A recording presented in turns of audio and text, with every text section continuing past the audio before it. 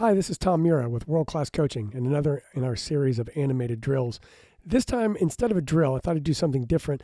I've talked about formations on the Coaching Soccer Weekly podcast before, but I thought it would be helpful to show them laid out on the field. So when I'm talking about formations for young teams, I think about them in terms of the developmental advantages that you can gain by using one formation over another and the progression that you make moving through the small-sided games that lead you to the full-sided game that help kind of stair-step the players through the process. So today I want to talk about 7v7, which is 7v7 and 9v9 are the two formats that we use in the United States, and I've learned from talking to coaches on the Coaching Soccer Weekly podcast, talking to coaches from around the world, that's a pretty common one. I'm not saying it's the only one. I've heard of 6v6. I've heard of 8v8. But 7v7, 9v9 seem to be somewhat of a standard. And so with 7v7, we're talking about players that are U9s, U10s. So they're 8, 9 years old.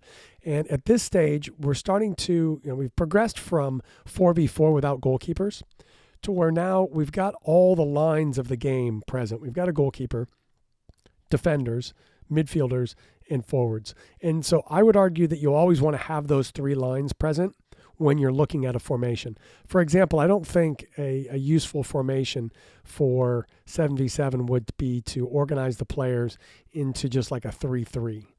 And I think that's too basic for them. It doesn't give... It's not even too basic is the wrong way to say it. It just doesn't give them all of the necessary elements of the game to learn from. So the way that I prefer to organize my players is as a 2, or I guess we'll talk about the goalie first, 1-2, and I talk about it as a 3-1. So 1-2-3-1. You can talk about it that way. You could talk about it in terms of a 1-2-1-3 as well. But functionally, I want to have three lines. So I've got the defending line. The midfielder, I call this player more of a 6 if you're talking about 11v11 numbers. And I do like to do that with my young teams just to start to initiate them to the numbering system. So we talk about the 4, the 5, the 6. We talk about this being the 9.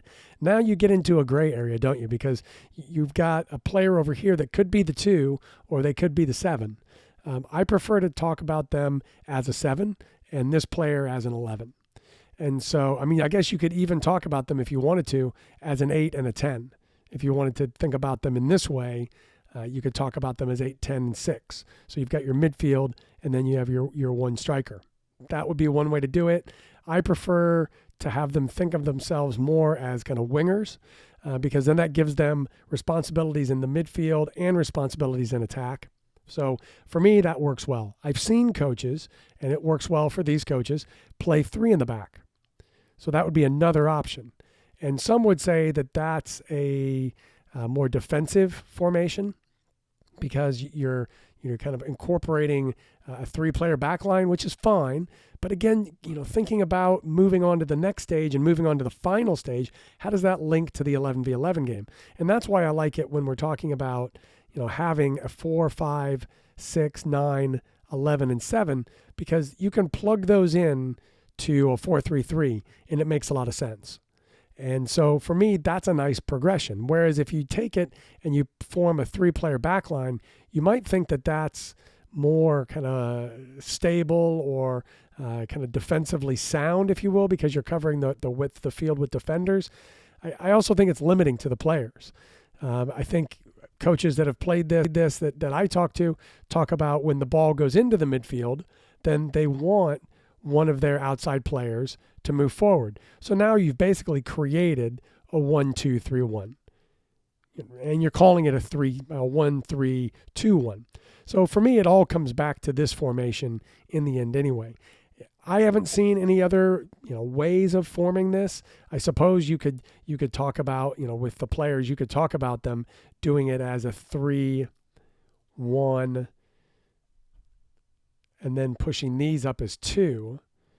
So you're basically going 1, 2, or you're going 1, I guess if you want to call it 1, 2, 1, 1, 2, and looking at it that way.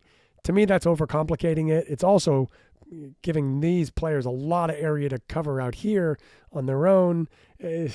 which I guess you could argue that you're doing when you do this too, but you're already positioning them in that area and not giving them central responsibilities.